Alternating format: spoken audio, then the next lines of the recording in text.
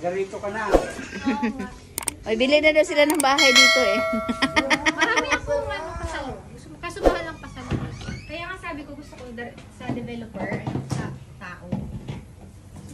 Mahal ang pasalo. Kasi kumbaga yung iba, nagpa-renovate na.